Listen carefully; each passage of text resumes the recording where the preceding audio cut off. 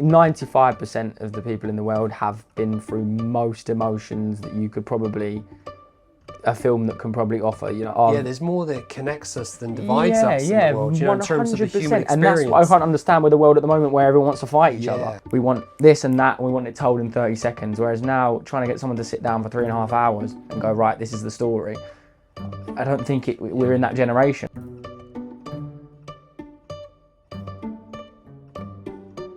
Thanks for joining me. That's right, mate. Thanks for having me. All day. All day. Yeah. We put up with each other all day. In this rehearsal in this room. tiny box room. Yeah.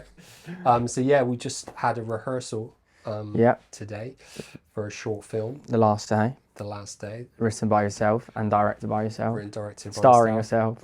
Oh no, starring you. Starring myself. Billy Price as Mason. One of the central characters in the film. And thanks for casting me. You're welcome. It's a pleasure. It's been a pleasure. It has been a pleasure, hasn't it? Like I said before, you know, with casting, it was a bit of a slog.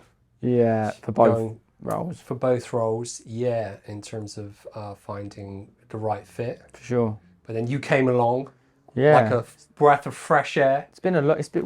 And suddenly I was like, yeah. It's been a marathon, this one, hasn't it? It has been a bit of a marathon. But in a good way, not as in like, oh, it's been... Yeah. As in, you know, that first email that I received was probably... It's got to be early last year. Early this year, no? Or maybe even longer? I think even longer, yeah. Because I reached out to your agent. Yeah, and sent them the script. They sent you the scripts, and then you kindly came down to see us for a reading, for an audition, and that went great. And we kept up the communication from there. But since then, you've actually changed agents as well, I believe. And we've been on a bit of a journey. Yeah. So and you know, months later, and here we are. Yeah. And we're looking to shoot.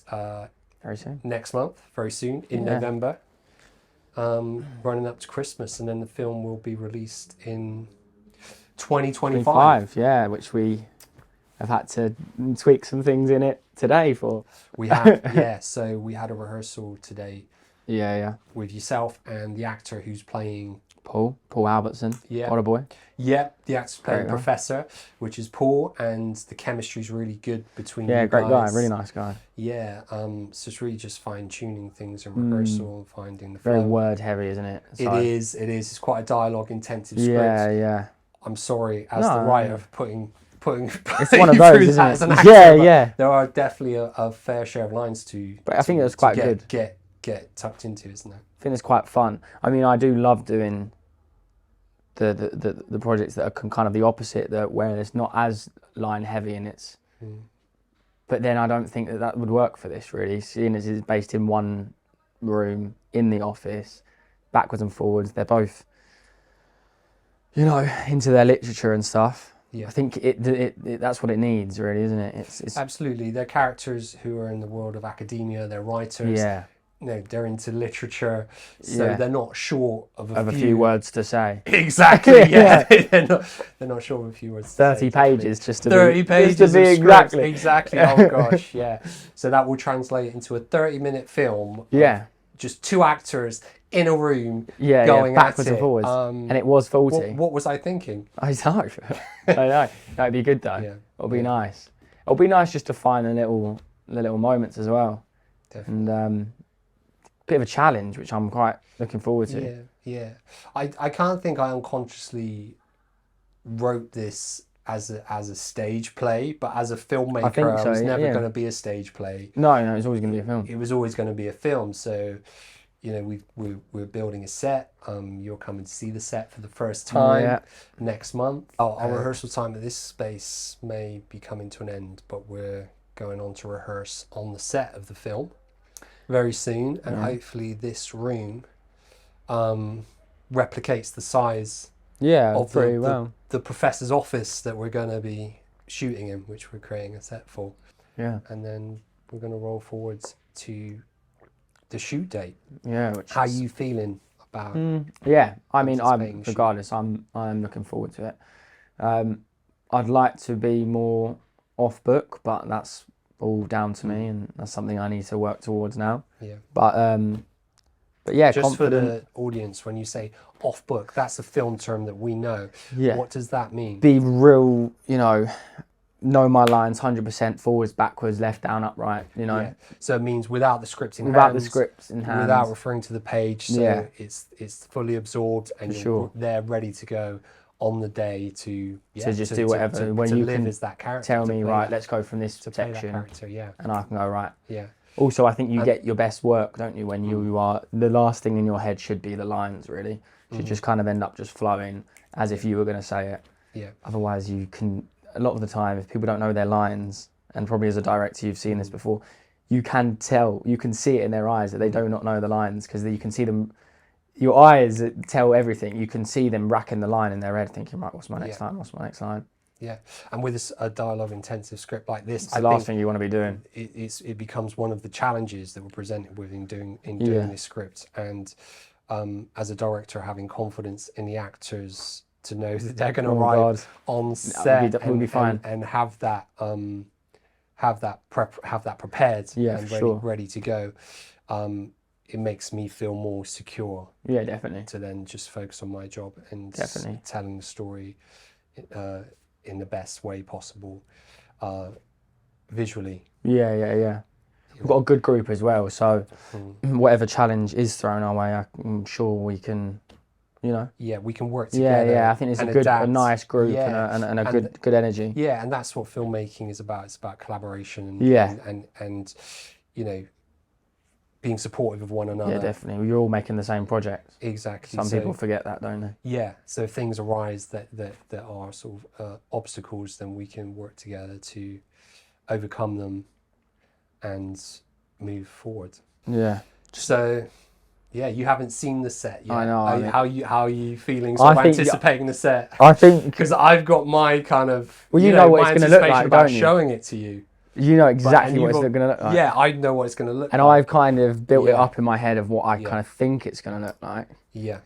And I am really excited because I always said to you from the start, I think that's why me and you kind of, because I always had the vision of, this is what I think it's going to look like, this and that. And you said, yeah, well, that's what we're thinking, this and that. So yeah, I am really excited. There's something when you walk onto the set for the first time, regardless whether it's whatever it may be, even if it's the local town park, something where it's like I'm in the space, and I feel like we can do all the rehearsals we want in here, but as soon as you step onto the set, there's a lot of this that may go, oh, that doesn't work anymore, and it may, and then you find new things, don't you? What drew you to acting?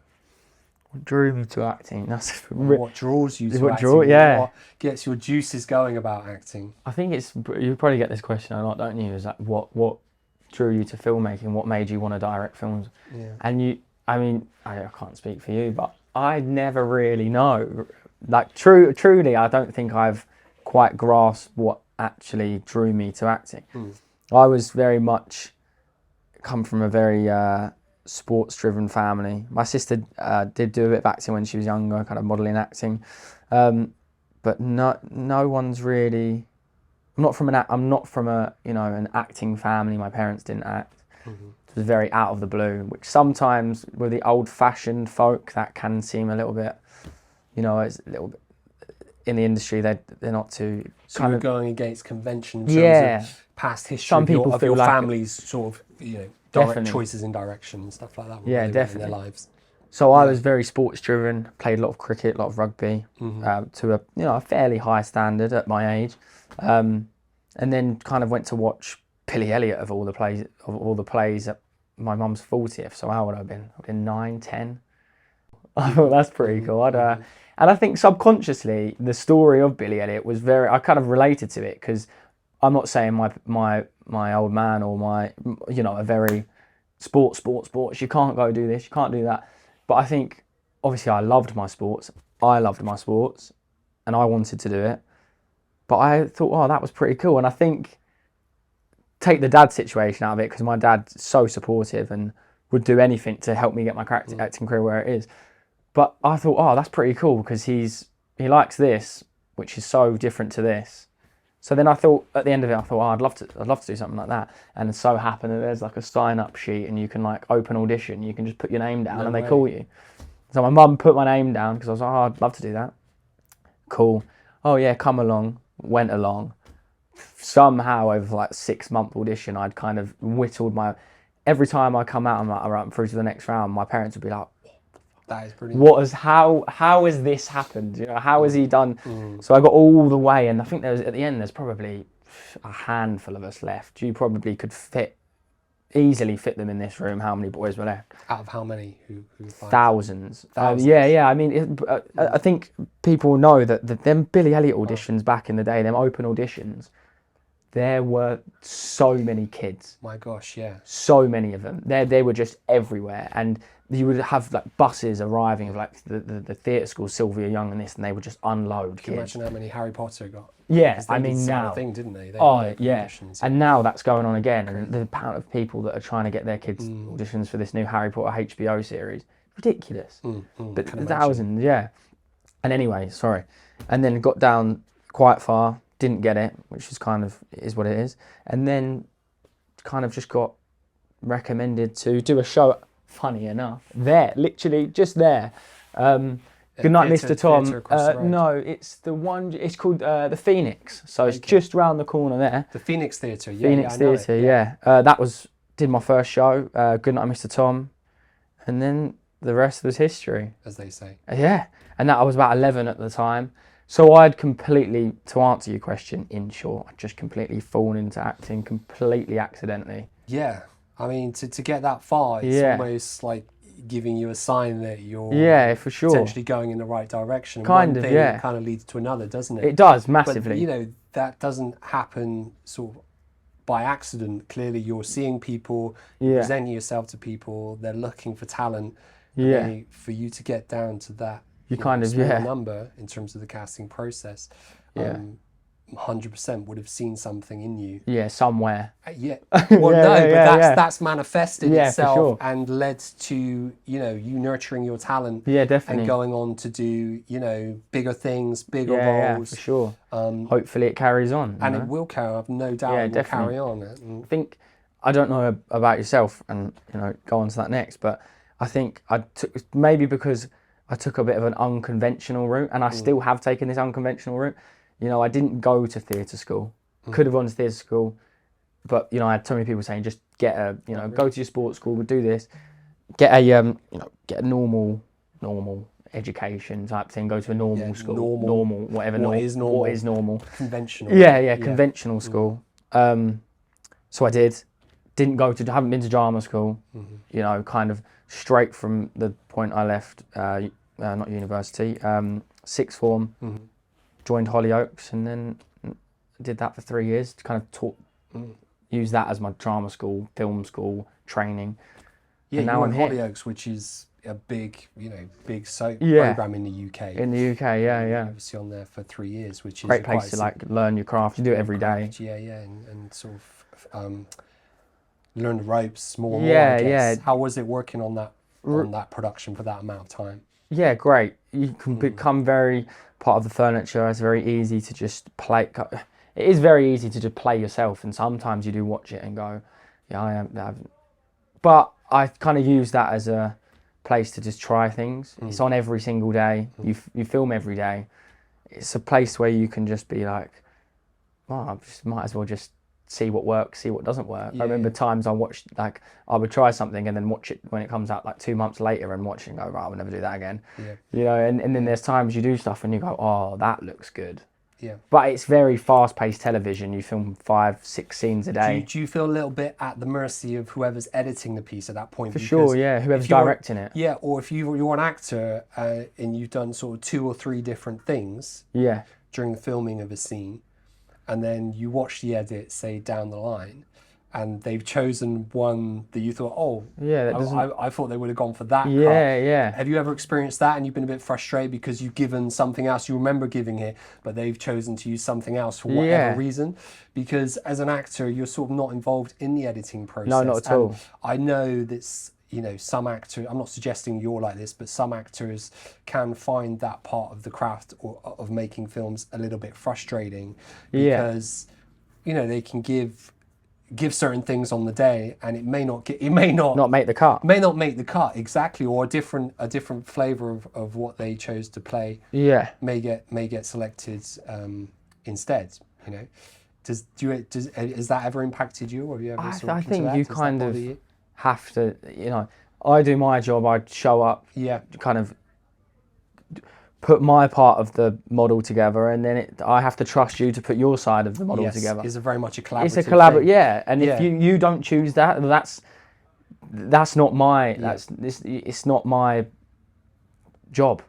I have to trust you. Do your best in the day, and if then you the feel rest like is that in the other fits better with professionals' that, hands, whether it's an editor or you have to, and I think that's a part of the respect. You know, you come in, you do your bit, but you can't get angry when the editor doesn't pick the one you wanted because, well, they're a professional at what they do. You're a professional at what you do. I'm a professional at what I do.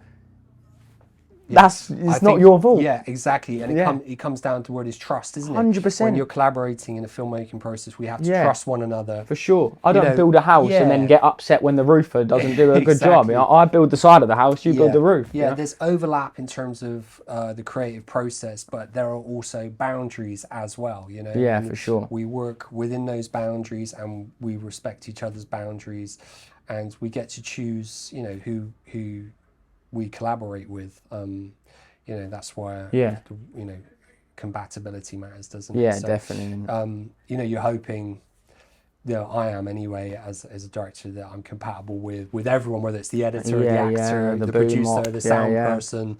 All these things kind of have to come together to make a good film. To make a good film. You've been great to work with. I appreciate it, and same to you. Thank you, and you're really, you know, easygoing, and you know, your focus and your work ethic and your dedication to the projects is a great testimony to not just you as an actor, but your character and as a person as well. Thank you. So earlier you spoke a little bit about your character. Yeah. Do you want to sort of elaborate on Mason, just a Mason a little bit? Yeah. So I think the character. Who's the character you're playing? I'm playing Mason. Who we're still, aren't we? We're still. There is a complete. He's a bit of a seesaw. There's still room. There's a lot going on. There's a lot going on, and there's a lot to unpack with him. And I feel like it's almost one of those characters where I'm still a little bit on what side of the arc does he sit? Does he sit on this manipulative, measured, borderline, not psychopath, but a little bit evil? Or is he genuine, desperate, you know, innocence, you know, this type of guy? You could take him either way, really. I think I've connected to him more on the side of this guy is actually very calculated. You know, we use that term quite a lot, that he's like a measured guy, and this is just a massive game of chess, really. He knows how to push the professor's pieces in one way just to then take them all down. So yeah, it's nice. It's a nice little layer, actually, that you don't really usually get to play too much. To have that alter ego almost, you know, where he's one thing, but really he's not actually that, and you kind of see that fall off of him, especially what he does at the end. I think that's that's because of where he's come from, really. I think he's got that slight, you know, tool in his back. He's got street smartness. Yeah, street smartness. Yeah, he's got street smartness. He's got a bit where he knows that he doesn't mind. Yeah. And I think that's nice. I'm going to hit you with a quote from a famous actor. You may have heard of him. His name's Gary Oldman. Oh, don't. Did you know has so many nuggets of wisdom. Oh, do you know whose brother he is? He's what's her name? She's in EastEnders. She runs the Queen Vic, or she was run the Queen Vic. Gary Oldman has a brother who's in EastEnders. has a sister. His sister that's in EastEnders. This could come up and bite me in the arse, but I'm 95% sure. Today. I had no idea. Yeah. Really? I think was she Pat in EastEnders? I can't remember. Oh, Pat Butcher. I'm sure. Yeah, I'm pretty sure. Yeah. Gary Oldman's sister. Yeah, Butcher from EastEnders. Yeah. Are you kidding? Wow. I'm pretty sure. I didn't know that. Now I just need to. Fact check. We need a fact check. Yeah, we definitely. Yeah, she played Big Mo. Oh, Big Mo. I know Big Mo. Yeah. So not Pat Butcher, Big Mo. Not Pat. Sorry, completely wrong. Yeah, because you remember? That's his incredible. big sister. Are there any more actors in his family? I don't know. I think that might. To look at that. Yeah, I'm not too sure.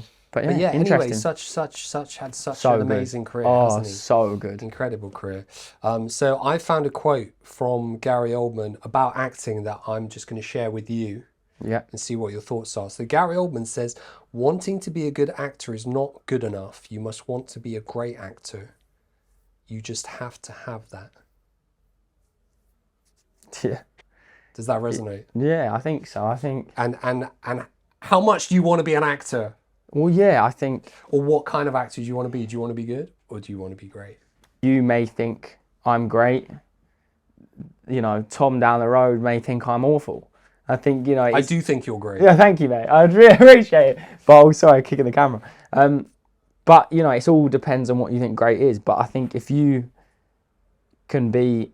I think when I carry on acting throughout my career, if towards the end of it where I'm feeling like, right, I'm going to kick the bucket at some point, if I can look back and personally be proud of the projects that I've done and the work that I've produced, gone, do you know what? Whatever anyone else thinks, I'm happy with that, then happy days. Cool. I think if you go through life... You have to be happy within yourself about what you're doing. That's where it starts. I think in terms of all walks of life, if you're constantly... And I've learned this recently, if you're constantly wanting validation and other people to tell you you're great, that's where your life can come crumbling down, you know, because if you're not getting it, then you're searching for it. And I think you're going down a slippery slope there. As long as in yourself you can be happy with what you're doing. So you're saying you have to be a barometer for your own greatness. Yeah, I think it has to come from somewhere inside. Has to be. As long as even if everyone thinks you're terrible, if you're happy and you're genuinely happy, then I don't think anyone else has the right to tell you that you know that you're bad.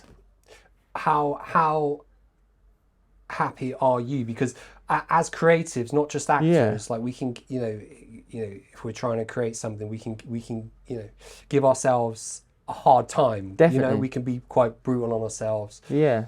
You know, is that a good thing? Like the self-criticism, for sure, to sort of to push yourself towards being better, towards being great, and is that something that you do, or is it something you have to sort of monitor at the same time? I think it's a good balance of both. I think you have to be self-critical and you have to tell yourself, no, I can definitely do that better. But at the same time, I think in all walks, same with you, same with anyone. I think you sometimes need to take a step back and everything's relative, isn't it? Like where the position I am in now, I personally feel like I want to be further, and I feel like I can be further, and I should be further, or whatever it may be. But sometimes you have to take a step back and realise that the things I've accomplished, some people would die to be in that position now, or some people are this many steps back and would love to be in this position, and I'd love to be in this position. You're constantly... Matthew McConaughey has the best quote in the world, and it's his Oscar acceptance speech, and he says, "My hero is always me in 10 years," or whatever he says. And the best part of that is that you're always chasing your hero, but you're never going to catch up to your hero, because he's always going to be 10 years away. But if you constantly got someone to chase, you're flying. But you've always got to have someone to chase. Otherwise, if you've got no ambitions, you've got nothing to chase, then useless. You're not going to live a life that you're going to be happy with by the time you get to the end of it. You're going to still be at the start line. There's going to be no finish line. I don't even think there is a finish line, but... I think that's a great way to look at it. A great approach. I think that's... Because if you're constantly... got someone to comparing to other people. Don't compare your life to other people. You can come up short. Whereas if you're doing it to yourself, based on yourself, where you want to be in 10 years, you want to test and just focus on you and doing the work yourself. You can hopefully you know, whatever you're doing in life, we can push ourselves to sort of try and get to that point 100%. rather than being distracted by what someone's doing over there, or what Daniel Day-Lewis is doing, or what sort of Tom Cruise is doing, or whoever it may be, because they're on their own journey. They're on their own journey, and everything happens for a reason, and the chips will fall your way when they are meant to fall your way, I think. That's a great way of putting it. Yeah. But yeah, you don't want to be comparing yourself, not with this social media generation. Gosh, people see a 2% snippet of someone's life that looks amazing, but never see the other 98%. And that is where I feel personally that this generation is going to find itself getting lost, and it's why depression is skyrocketing and this and that. Because I see Harry, let's call him Harry, I see Harry's life on social media. He's 21, he's a Forex trader, he does this, that and that, lives in Dubai, drives a Lamborghini. And probably 1% of that is true, but he makes it out like he lives this life. And for me, it compares myself to that. Terrible. It's almost like comparing yourself to an illusion. Yeah, it's a complete illusion, which can misdirect people in their lives and you feel like you're failing. Their well-being. Yeah, exactly. You feel like a failure. Yeah, it's not a good place to be. Not a good place to be. Something that is, engineered. Yeah, literally it's all an illusion. So like you said, chasing yourself, or a huge percentage of it is an illusion. Yeah. There could be some truth, but it's what's being presented. A lot of it is what's being edited and so that what they want you to see. And presented to us. To show what people want us to see. But there's always so much more going on, isn't there? Always so much behind more. Behind that veil, behind that curtain. That's why, like you said, that Matthew McConaughey quote, genius, because you've always chasing yourself. You're never comparing yourself to anyone else. It's pretty good quote. That's a great quote. Cool. Have you got a quote for me? I have a few quotes here. A few? Yeah. But I think this one's quite good, and it kind of goes back to your dad in a way. David Fincher said, what a legend, in film we sculpt time, we sculpt behaviour, and we sculpt light. How much of that do you think that's true? And do you think that in a way that's your dad's passed that down to you being a painter and being an artist? I can totally draw from that. Yeah? In a way, I think I mentioned this to you before, I kind of see editing as sculpting. Yeah. And it can be seen in that way. And the materials that we use to sculpt the edit together in the way that, a sculptor would are the building blocks. Yeah. That we capture on the day of the production. Those building blocks are close-ups, they're medium shots, they're wide angles, they're push-ins with the camera. Sure. Which could be described, in terms of artistry as brushstrokes. Yeah. So we're sculpting and we're shaping and we're painting, this picture that is hopefully gonna tell a story throughout a timeline, and we're trying to capture that and shape it into something that is going to hopefully, be interesting to watch, hopefully be entertaining, people. but hopefully impact people. Yeah. So I have another quote on acting for you from another actor called Christian Bale. Oh, what a boy. What a boy. Yeah. And he says on acting, it's got to do with putting yourself in other people's shoes and seeing how far you can come to truly understand them. I like the empathy that comes from acting. Yeah, I think it's one of those, isn't it? I think you're never gonna, the worst acting in the world is when you just do not believe it. Well, I mean, I'm sure you've seen films or maybe even been in like audition process before where someone does it and you're just like, I'm not buying it. And that's not bad, but when someone's just so this, if you don't empathise with a character or put yourself in their shoes and really understand where they're coming from, if you don't believe it, no one else is going to believe it. It's one of those. You've got to truly believe and understand and, know what's at stake for the audience to then believe it. Do you think it's an opportunity to understand your fellow man a bit more in a way by putting yourself 100%. in the shoes of a character that you're playing, because you really have to sort of delve underneath the skin of that person, don't you? To understand you have them. to. You have to understand what they have for breakfast and this and that. Yeah, and play them hopefully in the most, you know, truthful way possible, or the way that you find truthful to the character. And that serves the overall vision. Definitely. And I think that's why you have to you do have to take your hat off sometimes to the casting directors, because I honestly think they have one of the hardest jobs in the world. How they can get a brief that just says a couple words on a bit of paper and says, right, we need to find this person, and they go out and they find them, and they do, you know, 95% of the time they do a pretty good job of doing it. Yeah, absolutely. And you go, they just know, don't they? They know, no. Good casting director worth their weight in gold. Nina Gold. Yes. Yeah. There you go. Worth her weight in gold. Funny enough, her second name's Gold. Yeah. I mean, arguably the godmother of casting directors, no? The one of the best that's ever been. And it's, you know, and now there's more, you know, you got, the list goes on, especially at the moment. There's some good casting directors out there. I mean, we won't name them all off, but there's a good old chunk of them.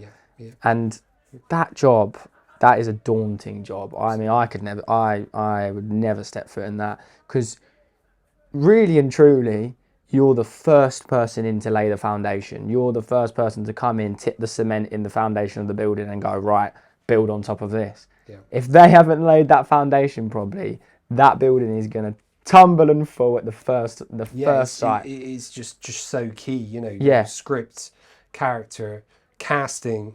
Yeah. You know, obviously, casting is key. Script and casting. Yeah, from script a and casting is. If you are sort of the foundation, as you mentioned. You have a great script. If the casting's wrong. If those are wobbly, then you know you're probably building on a dodgy foundation. Yeah. So you know, casting directors are great at helping set that strong foundation from it off, and give, you know, provide the provides people definitely to inhabit those roles, you know, and those characters. Yeah, and going back to your point of Christian Bale, I think that everyone can empathise with, you know, everyone. Acting is just being able to recall parts of your life that have made you feel a certain way, that you can use, you know, you can use this that made you feel this way to then tell this story. Everyone, I think 95% of the people in the world have been through most emotions that you could probably, a film that can probably offer. You know, there's there's more that connects us than divides us in the world, you know, in terms of the human experience. And that's what I can't understand with the world at the moment, where everyone wants to fight each other. You know, you understand that everyone, you know, there are very, very... There's nothing that I feel as a human being that you couldn't feel, maybe haven't felt. And that is the same universally with everyone, no matter what the background. You know? You can always pull something from everything. No matter what the gender, no matter what the status. Yet we still have we all seem to just clash heads. Fractions and divisions. So I think acting really, you know, going back to what Christian Bale said, can sort of help us come together. If you help us definitely. See the similarities that we share in the human experience. Yeah, for sure.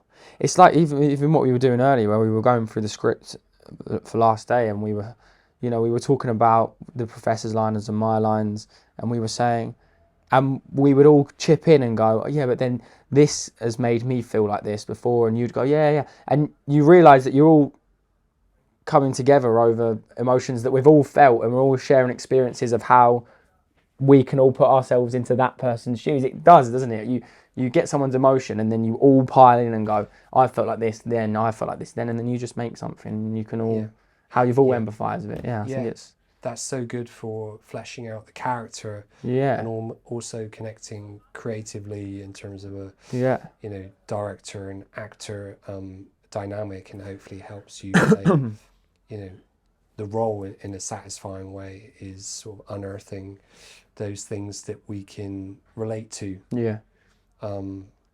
within, you know, without wanting to sound sort of pretentious, within our humanity that connect us. Yeah, definitely. You know, and, you know, watching a film or seeing a play or seeing an actor play a character, for me, is a really rewarding way and a safe way from the sidelines of gaining understanding to people who are not in my shoes. Yeah, for who sure. experience other things that I may have experienced or I may not have, but can give me insight and help create things, things like empathy and compassion. Yeah, definitely. And understanding, which are things that I feel we could all do with. Yeah. With embracing. Yeah. At the moment, or any time. Anytime, yeah. So yeah, film, I feel, and acting is such a powerful medium and an important one. Yeah, for sure. In today's society and culture, do you look at it that way, or do you feel it as sort of entertainment? But do you also, because you in something like like Hollyoaks, or whether it's an Oscar-winning film or something, there's always human emotion at the center. There always is, yeah. I think it's what's and they don't necessarily ram things down people's throats, like giving people a situation, let them extract what they want from it. I think that's what we were talking about just a minute ago. It's you go see a painting and everyone comes away with a different view on what. I don't think that. I think the best films are the films that you are left to make your own ending up, or what your points and how you interpret the film. I think the films that are very on your nose and ram this subject down your throat, they're good, don't get me wrong, and some of them are, have sculpted the film world as we know it. Yeah, and can leave an impact on. And can leave a great impact, but 9 times out of 10, I don't want to be, the whole film. I want to come away with it and go, well, I thought this film was about this. And I think people that tell you films are only about one thing, I think it's bullshit. I think the best films are about a whole collection of things, and it can be interpreted in different ways. Take that out of it, because that, for me, at that time in my life, that's what affected me the most. And I could watch that same film, and I have watched films 10 years later and gone, I'll take that out of it. Like child film, for example, The Grinch. I watched The Grinch when I was younger, and I used to watch it, and I used to be classic. So good. And I watched it. I hadn't watched it for about 10, 15 years, or probably even longer than that. And then I've watched it recently, last Christmas just gone, with one of my nieces, and I sat there, and I completely different to what I remember it. Because the only best way that's the best example I can give in terms of some films that everyone will know. It's a completely different film because you've watched it in a completely different headspace.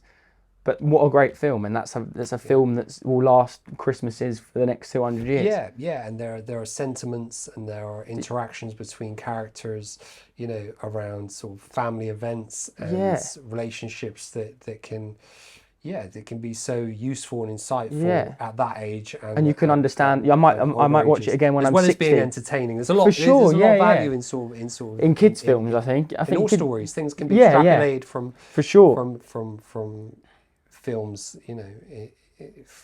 from all genres. Yeah, and it is, and a great film, you can watch it 10 times and have 10 different outcomes, I think. Absolutely. And it's interesting what you said there about revisiting a film later and how you can remember it. Yeah, and you can remember how it made you feel as a child, and then you can watch it again. Sometimes nostalgically, but it can then take you back to that place, almost like music. You hear a song, maybe that reminds you of an event or a person or a relationship or something, or you smell a smell and it smells like my ex-girlfriend. Go back to that sense memory, perfume again, aren't we? And you go, and then it takes you. It does, doesn't it? And it all replays in your head, transports you back to that time. So you throw on the CD or a record, throws records on these days, the MP3, the Spotify playlist, and it can take you back to that place completely, and you get lost in it, don't you? And invoke that same mood and feeling that you maybe had at that time. So they're almost act sort of like triggers for memory time capsules in a way, because they can redirect you to different places. Yeah. It's one way to look at it. It is. It is. It's funny you should say that, because I always thought it's like, it's one of those things. A film is one of those things, like it's it's a dream that you can watch over and over again. You know, you have these dreams and you wake up and you think, I've just gone through I've had a movie inside my head. Well, it's like But Steven Spielberg says, you're just saying, I think the quote is, I dream for a living. Yeah. It really does. And what a way to to live and make a living. I think this is a good one. It's by Billy Wilder. Okay. Oh, Billy Wilder. Did Some Like It Hot. Yeah, I just read this and I think that this is honestly what we've been talking about. Making movies is a little like walking in a dark room. Some people stumble across furniture, others break their legs, but some have seen better in the dark than others. The ultimate trick is to convince and persuade. Yeah. I mean, and it's what you're talking about. It's everyone. There's truth in that. Goes through that room a different way. Absolutely. Yeah. I mean, I'm intrigued to know whether he is referring to the persuasion part in terms of getting the job done and having to, you know, there's persuasion in working with people and coming in on your vision as a director and getting sort of the embers lit to create this fire that can hopefully you know, burn brightly and be really creative, or if he's talking about the persuasion of something. Making it through the room. Making it through the room, or being, you know, because some scenes between characters, I've heard described as like there's sort of, you can describe them in simplistic terms, like there can be conflict, but there can be persuasion as well. In terms of one character trying to get another sort of to do something, and it even relates to our scene because, you know, that relates to the want of the character. Your character in this short film, The Last Day, has a want, has a drive. He's trying to get something, so he's persuading the professor to try and give it to him. You know, so I'm not sure what he means, what Billy Wilder means there. What do you think he means? Or do you know what he means? I don't know. I think it is kind of. I'll get another quote because I think it's similar to the conversation we've just had, where it's a start and a finish, and everyone's going to make their way through that room completely differently. And I think you've got to just convince and persuade everyone to get to the light switch almost. You know, in whatever way that they get to that light switch in this dark room. It's true. And as a director, you have to push them this way. You know, as much as they want to go this way, you have to. And I'm asking this to myself. I'm looking for your advice on it. What if I, as a director, can't persuade that person to follow? Do you think that, you know, it's fulfill that vision? Because it does happen. It does happen a lot, and you could come away from a film and go. You can try. You can really try, but you just can't to get accommodate it, and connect and support. But if it just doesn't happen, which can be the case. What do you do as a director? What do you do? It's a tough one, isn't it? It's a tough one, isn't it? Because I think that, as a director, you like we said, your job is to, you can only do so much. You've got this vision in your head and you know what way it wants to go. But I think if sometimes it's out of your hands. And then you may have to the actor isn't steer the ship, sending this ship in the way you want it. You know, if they're not rowing in the way you want to row, you've got to veer them off course. But there is only so much you can push them one way. So. And that is why, you know, the collaborative process is so important, because that can be the case. You know, things can steer off course, and that's one of another challenge that I guess us directors have to face is just trying to serve the film in the best way possible. For sure. Keeping the ship on course. On course. I'm going to give you another one because I think that one was very similar to the last. Cool. I think I was just trying to read a bit in between the lines. Yeah, no, but I think that was very similar to the conversation we just had about steering people in one way. We've got to honour Steven Spielberg's quote. We're going to honour Steven Spielberg's quote. It's the right thing to do. It is definitely. I mean, that is. You can't skip Steven Spielberg. So he said, people have forgotten how to tell a story. Stories don't have a middle or an end anymore. They usually have a beginning that never stops beginning. How much do you think that that's true nowadays? Wow. I'd be interested to hear sort of when he said that. What day he said it. If it's referring to a particular decade, because his career spanned across, so iconically from the 60s, onwards, making films like, Jaws and E.T. Yeah, even now, you know. Absolutely, yeah. Ready Player One. And Ready Player One, yeah, fantastic film. Yeah. And it said that, you know, his film is what gave the film that he made gave birth to the blockbuster. Yeah. Which the best. Which was Jaws. That's classed as the first blockbuster, summer blockbuster that ever came out, and then highest grossing director of all time, or him, or wouldn't surprise James Cam. I think it's him. You look at the filmography, and I think it's him.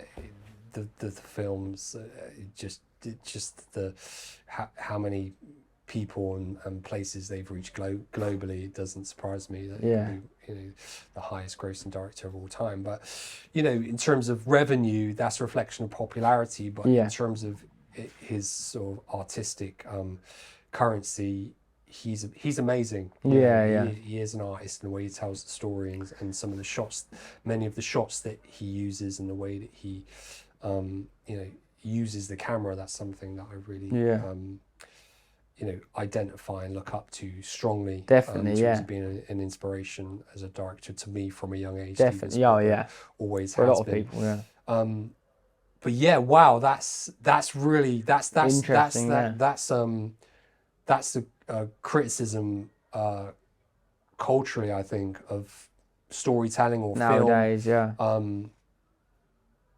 In maybe where he perceives that film is going, or film's gone, or where it's going. And, you know, I'm an optimist. I'm quite positive. I think there's so many great films out there, and there is good storytelling coming through, and in equal measure there are things that are gonna maybe stand out as being, you know, a little bit weaker or disliked. But even in the films that are criticised, I feel there's things that can be appreciated or enjoyed. But I think that's just maybe my approach as a filmmaker, because, you know, in terms of the whole, I may see a scene or a moment and feel like, wow, that was really good, you know. And films are made up of many parts and many layers of creativity in terms of the craft and the process.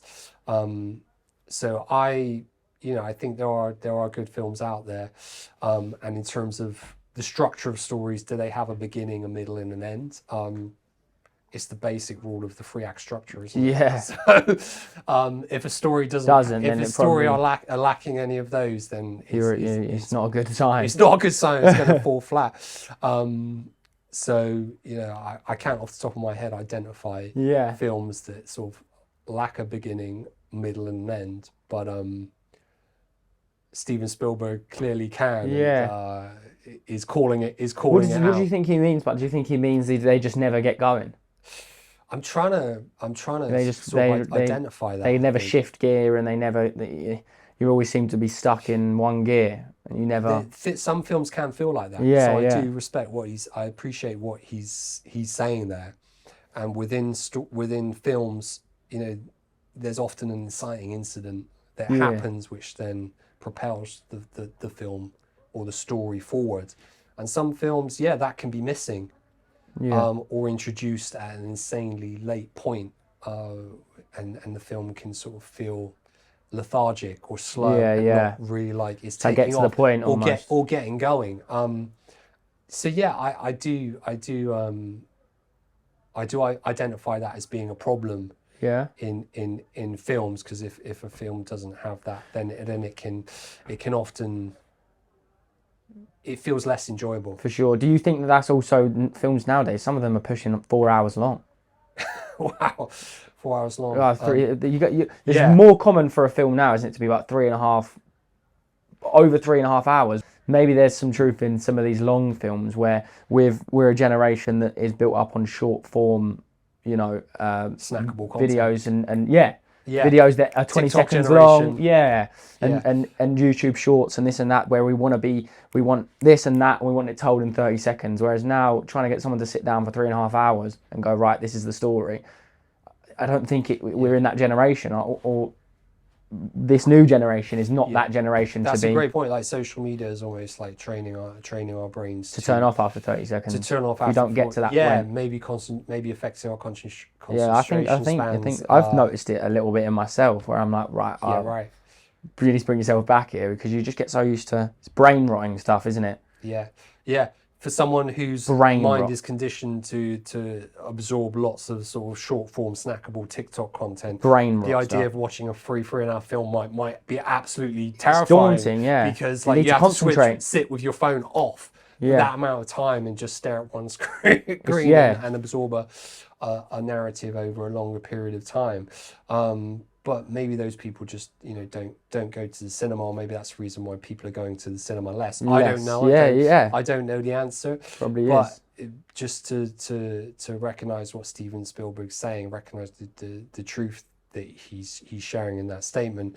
No doubt, the 21st century audiences a different audience to the 60s audiences, but also have found different ways of telling stories. So that may be being reflected in the films that are coming out now, and reflected in the tropes and the structure and the choices in storytelling that are being made to present these aren't that classic Hollywood structure too much anymore, and they're completely different. These films, I definitely feel that there's some truth in that. Interesting. What a way to food for thought. Tune in next time. You could go on for hours. I could sit here for hours and but it's interesting. It's really good to talk to you about film. I feel like we could have gone for a long time and had more of a discussion. So maybe we'll do something else. Maybe because also I think it's good as well because it's it's good. It's different generations of me coming and how films inspired me and how it's inspired you, how it's affected your life, how it's affected my life. We all almost need the next generation. We almost need someone who's the generation on. I'm part of my generation. And maybe a young, But film is almost sort of timeless in a way, and it can connect all generations. So it's bringing us together here to have this discussion, and we're working together on this project. Just see how film through the generations is, it's good. Absolutely, I'll definitely be up for doing it again. Billy, pleasure, mate. Lovely. Thank you. And cut.